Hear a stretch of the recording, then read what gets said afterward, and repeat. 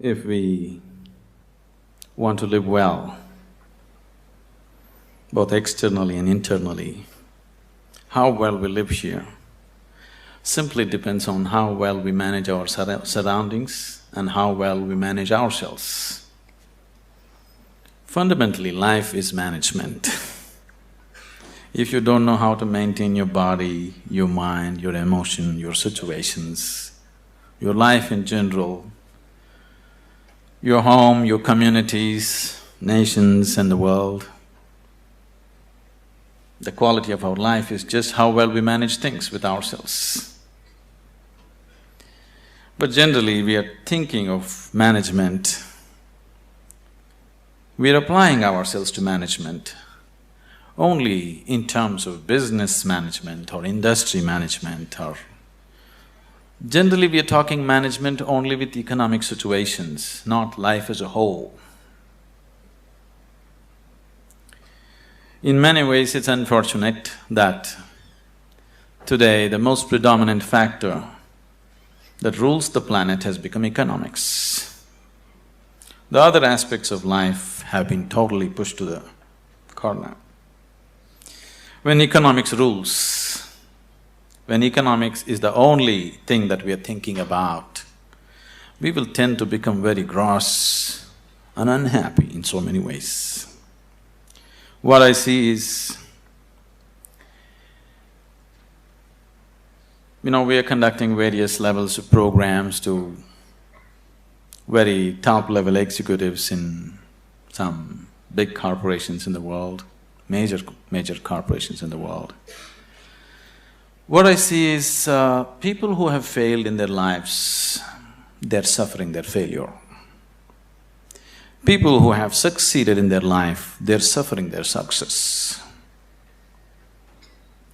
If you suffer your failure, it's okay, because failure comes easy. If you suffer your success, that is tragedy, because success doesn't come easy. So, something that you worked for, something that you always longed for, something that you wanted to create in your life, when it happens, if you start suffering that, that's real tragedy of life. But a large number of successful people on the planet are suffering their success. When I say suffering their success, if you look at people, look at yourself and see, you're still young people, most of you. When you're 5 years of age, how happy you were, and today, how happy you are. If we make a chart out of it, a graph out of it, is it moving upward or downward? In 24 hours' time, how many moments are you really happy? If you look at this, is it going up or down?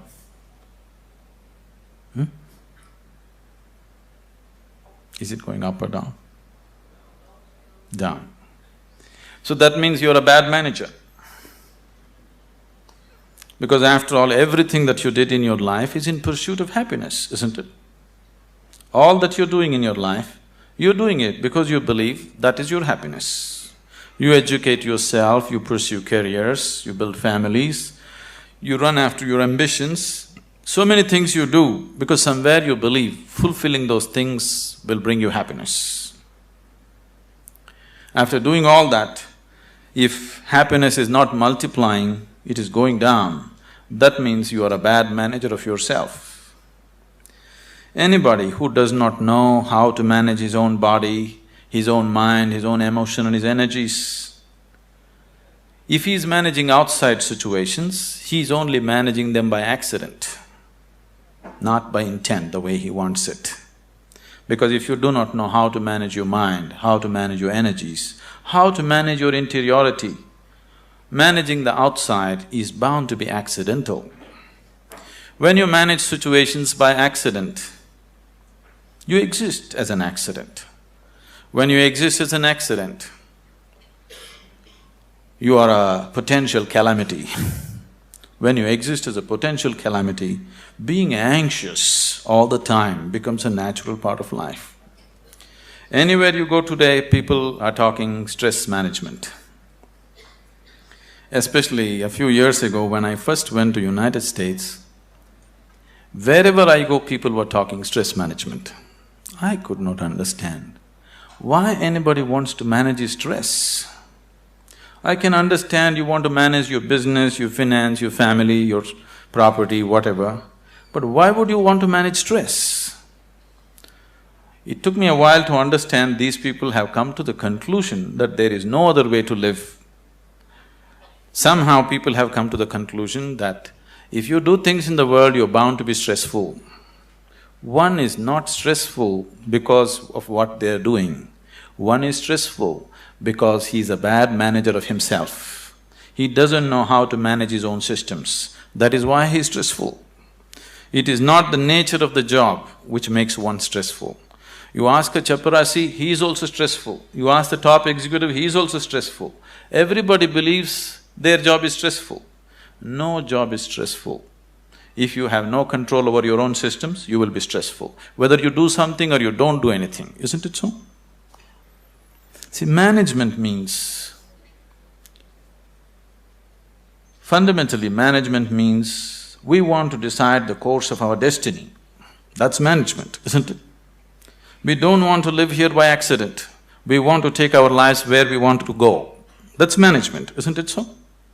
If you're managing by accident, you are not a manager. Without you, things will run better.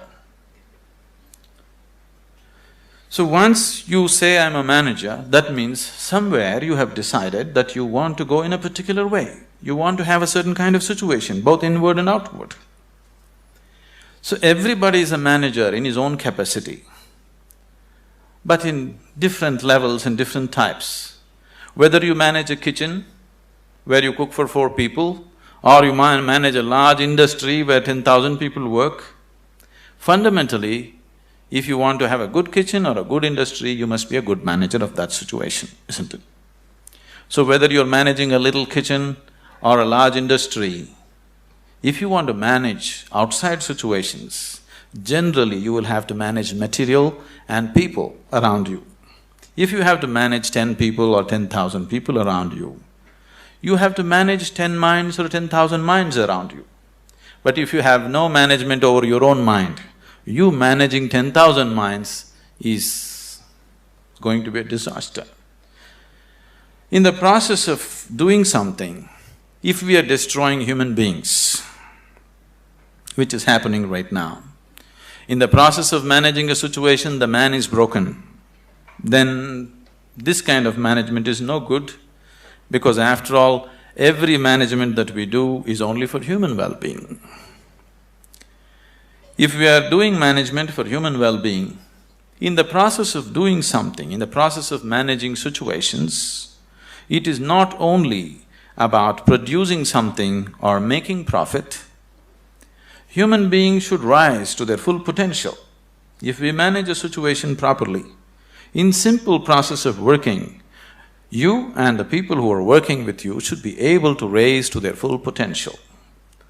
When I say rising to full potential, not just work potential, but as human beings, they must be able to rise to their full potential. If people work together, then people should be able to rise to the peak of their love, peace, compassion within themselves. If this doesn't happen, then it's bad management, because all management, the basic intent is human well-being. If that is not happening, you're just producing something, you're making little profit, but human beings are getting broken in the process, it doesn't mean anything. So if this kind of management has to happen, that just in managing a business, you find people around you raise to their peak, then you have to spend a certain amount of time in focusing on your inner management. If this doesn't happen, you will only manage situations by accident. A lot of people have understood management as a way of throwing their weight around. Can I tell you a joke? Are you okay? On a certain day, a lion was really feeling great within himself. He just was walking and a little rabbit was going, he caught him. and roared at him, "Who is the king of the jungle?" The little rabbit, terrified, said, You, of course you." He let him go, swaggered around a little bit. Then he found a fox, caught him, "Who is the king of the jungle?" "Oh my lord, it's you, of course, nobody else but you." Then he swaggered around a little bit, caught a few more animals, everybody screamed out of fear, "You are the king of the jungle." Then he was in full swagger, like a manager, king of the jungle. Walked into a clearing in the jungle, there was a huge tusker standing. He went, stood in front of him and asked, "Who is the king of the jungle?" The tusker took his trunk, rolled him up, picked him up, twirled him around, smashed him to the ground. His back broke. Then the lion said, "You could have just told me."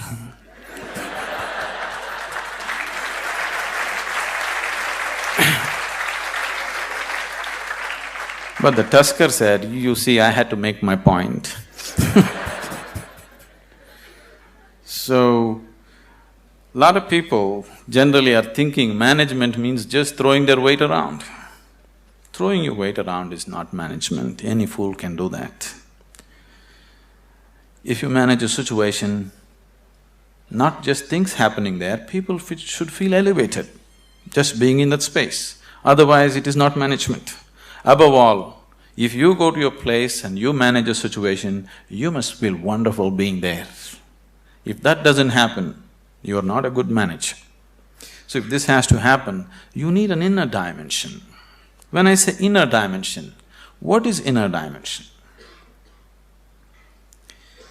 When I say inner, I'm not just talking about the body or the mind, because both this body and mind you gathered from outside in certain ways, isn't it? For example, this physical body, when you were a child, this body was only this much. Now it's become this much. How did this happen? How did this happen? That's a question. How did this happen?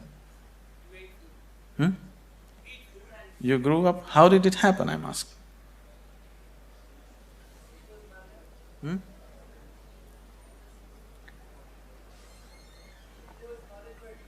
I'm sorry? How did it happen? How did all this body happen? Food that you ate, isn't it? What you call as my body is actually a heap of food that you gathered. What you call as food is just a piece of earth that you convert it into food and make it into body, isn't it? So this body is just a heap of food that you gathered over a period of time. What you call as my mind is a heap of impressions that you gathered from outside. Now you have a heap of food and a heap of impressions. If this much gathering has to happen, something more than this must exist, isn't it? If you are capable of gathering such a large body and so much mind, there must be something more fundamental than this. But that never comes into your experience. You're just lost in these two heaps, trying to make some sense out of it. Now, as there is a science, as there is a management science for external well-being, there is a management for science for inner well-being. It is just that most of the time we have not approached it scientifically, we're just believing by doing something somehow everything will be okay. Right now, people are thinking by educating themselves they will live happily ever after, which you will discover after some time it's not so. By getting a job, they think they're going to be happy ever after, which you will discover it is not so. By making money, you think you're going to be happy ever after, you will discover it is not so. Somebody thinks by getting married they're going to be ever after, and they know it is not so. So, you're trying to somehow fool yourself into believing that by doing something everything will be okay. Though repeatedly it has let you down, still you believe that something else, some other miracle will make everything okay. It'll not be okay. It once happened. On a certain day, a bull and a pheasant were grazing on the field. You know a bull? A pheasant, a bird. The bull was grazing on the grass, the pheasant was picking ticks off the bull, they're partners, you know. Then the pheasant looked at a huge tree which was at the edge of the field and very nostalgically said, "Alas, there was a time when I could fly to the topmost branch of the tree, but today I do not have the strength even to fly to the first branch of the tree." The bull very nonchalantly said, "That's no problem. Eat a little bit of my dung every day. You will see, within a fortnight's time you will reach the top of the tree." The pheasant said, "Oh, come off it. How is that possible?" The bull said, "Really, please try and see. The whole humanity is on it. You could try too."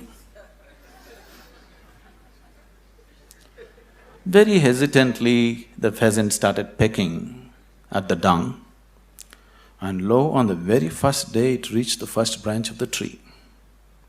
In a fortnight's time, it reached the topmost branch of the tree. It just went and sat on the topmost branch and just looking at the scenery, enjoying it. The old farmer saw a fat old pheasant on the top of the tree.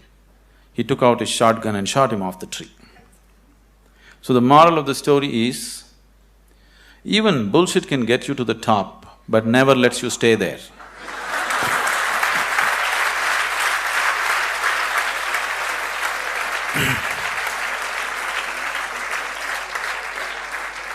So, if you are seeking a life of fulfillment, if you are seeking a life of joy and peace and well-being within yourself, don't try to bull yourself in some way. You must do the right thing, otherwise it won't work. Now that you are managers or to be managers, probably, definitely I hope they have taught you that unless you do the right thing, it doesn't work with outside. The same goes with the inside, unless you do the right thing, it just doesn't work. You may just bull yourself to believe that this will make me all right, that will make me all right. Yes, for a moment, but the next moment you crash. Please see, successful people, unsuccessful people, just look at their lives and see in 24 hours, how many moments are they really joyful? How many? You go on the street and see how many joyful faces do you see on the street? Very, very few, isn't it so? Yes? If you see any, usually they are young faces. Over 30 faces are all long faces. What's happened to them? For most of them, their lives have worked out far better than they ever imagined. If you look at yourself as a generation, never before another generation of people have been this comfortable and this well physically as you are right now, isn't it? Isn't it so? We are the most comfortable generation. No other generation has known these kind of comforts and conveniences. But still, are we any happier than what people were? This is simply because we did not do inner management. We just did external management, no inner management. In the process of creating what we want, the very source of our life, this planet, we're just destroying, isn't it? In pursuit of our happiness, we are just making a bonfire out of this planet, but still we are not satisfied, nor are we any more joyful than what we were 500 years ago as people were, isn't it? So somewhere, we have neglected the interiority. So to turn inward, what is needed? One reason why most young people here have never made any effort to turn inward is because today, any thinking person, the moment he can read ABC, speak English and he has extra alphabets next to his name, he develops an allergy towards anything spiritual. This is not your fault. These so-called spiritual people have made such jokers out of themselves. They have presented spirituality in such terrible ways, ridiculous ways, that anybody who has any sense doesn't want to go anywhere near it. See, a spirituality means to know something which is beyond the physical.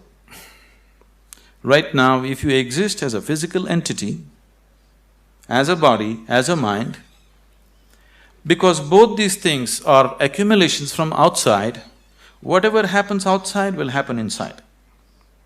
If what happens outside begins to happen within you all the time, then you being peaceful and happy is always accidental, because it doesn't matter who you are, how powerful you are, how great a manager you are, external situations will never be 100% in your control. That's the nature of the life. Even if you're just two people in the family, still you don't have absolute control over the situation, isn't it so? As the scope and play of your life increases, you have less and less control over the situations in which you live. That's the reality of life. So if whatever is happening outside is happening within you, you being peaceful and happy in your life is a faraway thing, it's never going to happen. Only when a person begins to experience a dimension beyond the physical within himself, then he can play with the physical world whichever way he wants. He can do the best that he can do with the outside world, but the interiority is undisturbed, always the way you want it. The outside world will not happen the way we want it 100%. At least the inner world should happen the way we want it, isn't it so? Isn't it so? The outside will never happen 100% the way we want it. That's the reality of life.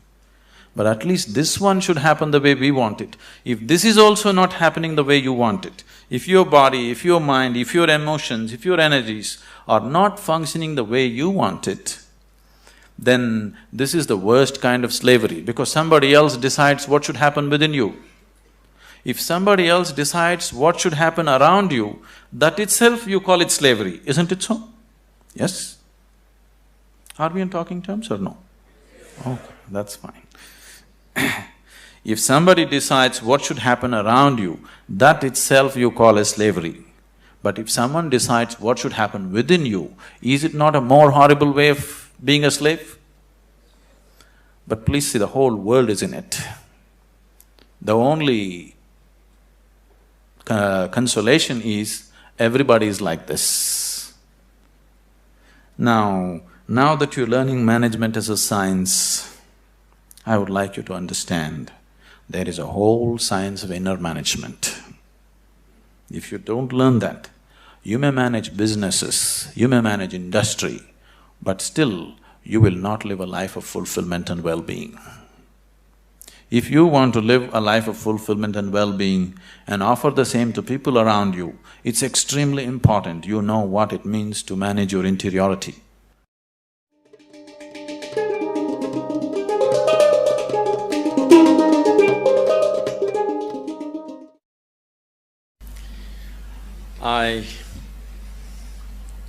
I really don't know how you feel today going out of probably the last step of your education, or at least one step of your education, a major step of your education.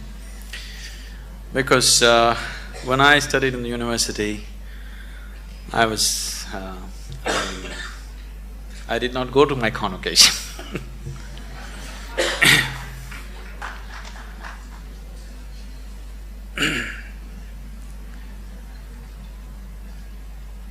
Somewhere, right from my childhood…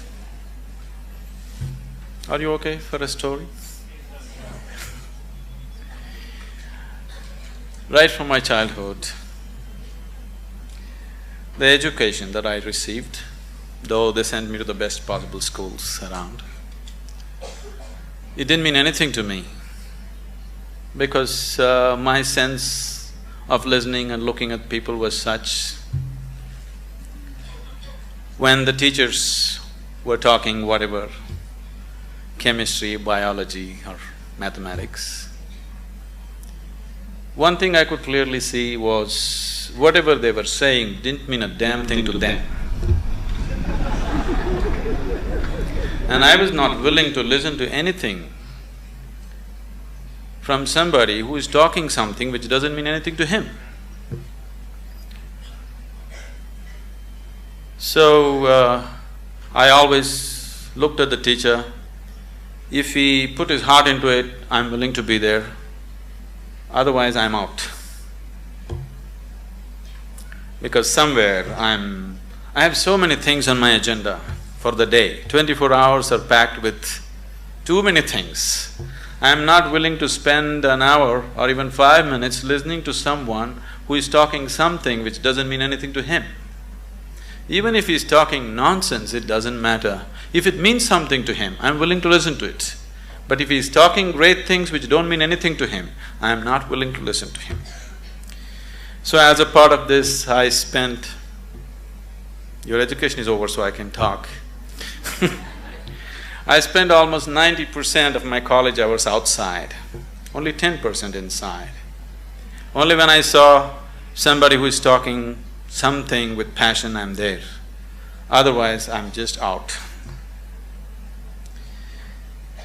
Now, this education, I'm repeatedly telling Dr. Majumdar and a few other people around here, I'm happy to see somebody's talking with some passion about what they're doing.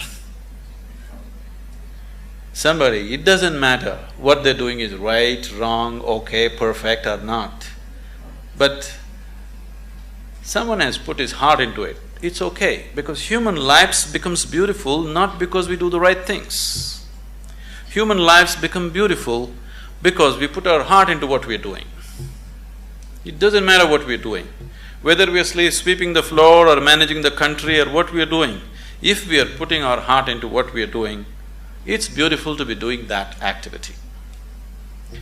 So I think it's a fortune that I've just seen a few people, I hope everybody here is putting their hearts into what they're doing and living in an atmosphere where people are passionate about what they're doing itself is highly enriching.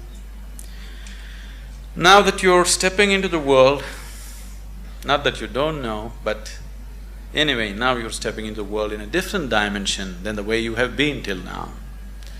Once you step into the world, there's going to be a lot of filth. There is corruption, there is nonsense, there is so many things happening everywhere. There are some set of people, a certain set of people, who will develop an allergy for this filth. They can't stand it. They usually run to the Himalayas because they're allergic to filth, they can't take it. They want everything pure. But such a thing will not happen because the filth of the world has one way or the other has entered our minds. Whether we empower that filth or not is all the option that we have. But we cannot avoid filth, it is there. All the nonsense that can happen in the world, you know in your head, isn't it? So one set of people develop allergy and try to run away, which they can never do, really. Another set of people, a large segment of people, unfortunately, have come to their own kind of philosophies. Anyway, world is full of filth, let me also become filth. So they have joined that, they have merged into the filth. What we call as filth can also be great manure,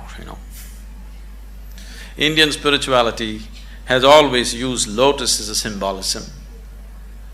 A lotus flower has always been the main symbolism for Indian spirituality. Why a lotus flower is? A lotus flower grows best where the filth is thick. This filth which is stinking, which you can't bear, has transformed itself into a fragrant, beautiful flower. This option also is with us every moment of our life. If the atmospheres that we live in make us… we cannot call ourselves managers. If we make the atmospheres that we live in, only then we can call ourselves managers.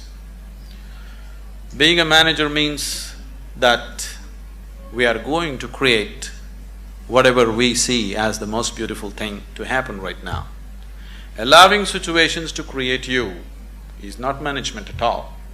Creating the situations that we want is management. As many of them have said many things,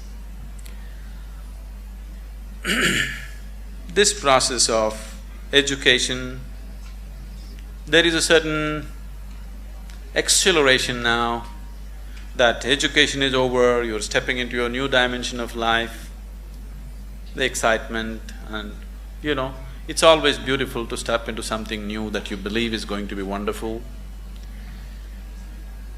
But what we have seen with life with most people is, now let's say somebody got a job, the first day when they went and sat behind this table was the most fantastic place in the world. But within a few years, behind the same table, they're manufacturing blood pressure, diabetes, ulcers and whatnot. This is not because there is something wrong with the jobs that we do. This is not because there is something wrong with the world that we live in. It is simply because we have not paid sufficient attention to ourselves. We have paid too much attention to what is outside. To succeed in the world, people are always thinking, great aspirations will make you successful. Aspiration is just an initial starting point. Just because you aspire for success, just because you aspire for prosperity, just because you aspire for well-being, it doesn't happen. Success, prosperity, well-being happens because you have made yourself capable of creating those things. Everybody aspires. Who is not aspiring for success in the world? Everybody is aspiring. Even a beggar on the street is trying to be a successful beggar, isn't it so? Every human being is aspiring for it, but only those who have made themselves capable will succeed. Making yourself capable not only in terms of management skills and other things, but that is needed too, but making yourself capable as a human being to go through situations untouched, to be like a lotus flower, even if you're in the filthiest of situations, to maintain your beauty and fragrance. If one has this, he will float through this life untouched. If one doesn't have it, life will eat him up in so many ways.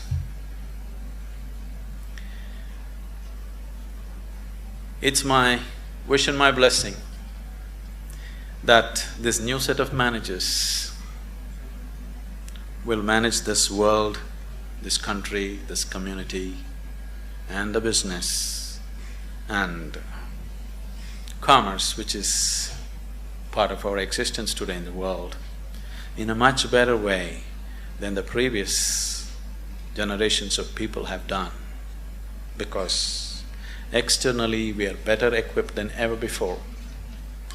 If we make a little effort, it's a fortune that an institution has made an effort to equip you internally to whatever extent it was possible for them. If you equip yourself for internal management also, I'm sure that this group of people and many more who will pass out of this institution should definitely manage this world, this nation and the communities much, much better than the way it's been done till now. When it comes to management, there's no such thing as perfect management. It is just that if people give themselves absolutely to what they're doing, things will happen. Right now, the Isha Foundation, Dr. Karthikeyan, after seeing what's happening there, that's how he's been into this.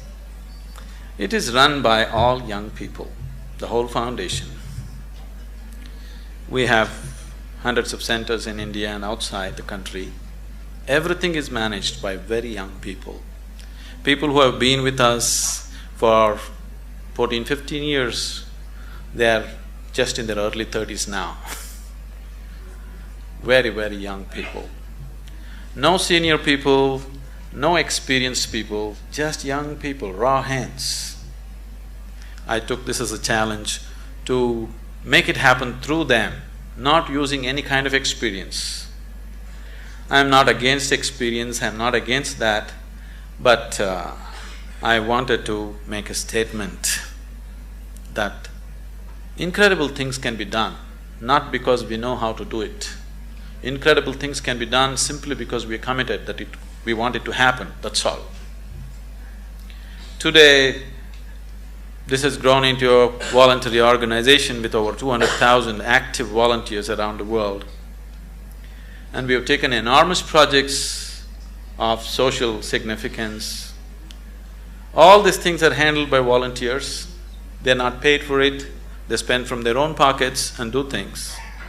And you need to understand, managing these people, managing volunteers is much more difficult than managing paid employees, because you can't fire them. You can never fire them for inefficiency or indiscipline or whatever, because they're there on a voluntary basis. So, people who manage these situations, very young people without any qualifications, they are such fantastic managers of people. The way they manage the situations, the way they conduct thousands of people has set such a exemplary example in the community there. I would take this opportunity someday that when it's possible you visit Isha Yoga Center as to how things are managed, so simply, because management doesn't come… I know you need to learn about finance, this, that, banking and those kind of things, but fundamentally management is your ability to be capable of inspiring people to do their best. And that's all we can do. If everybody around us are doing their best, that's the best possible management that can happen. So this is not going to come with manipulation, this is only going to come with dedication, this is only going to come with love, this is only going to come because you are willing to give yourself 100% to the person who is next to you at that moment. Oh, is all this possible? Is it not all utopian? You think this is the reality in the corporate sector? I'm telling you, we are working in the prisons, we are working in rural areas, we are working with major corporations in the world. It doesn't matter what kind of person you meet. If you just learn to touch the core of his humanity, then you see every human being is willing to do his best for you, always. If you just learn how to touch the very core of a human being who is around you right now, you will see everybody is willing to lay their lives down for you. Only if people around you love you and they want to do the best for you, you will not get ulcers doing management. If people around you are trying to pull you down, you will anyway get ulcers trying to manage situations. Isn't it so? If you do not create the people who truly love us and wanting to give their best, then management is going to be a pain. Management is going to be a huge suffering. Only when people around us really want to do the best for you, only then management can happen wonderfully. It's my wish and my blessing that all of you turn out as truly great managers of yourself and the world around you.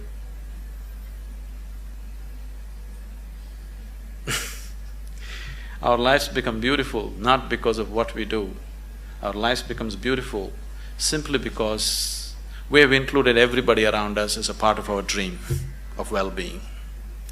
I hope all of you become truly successful and well.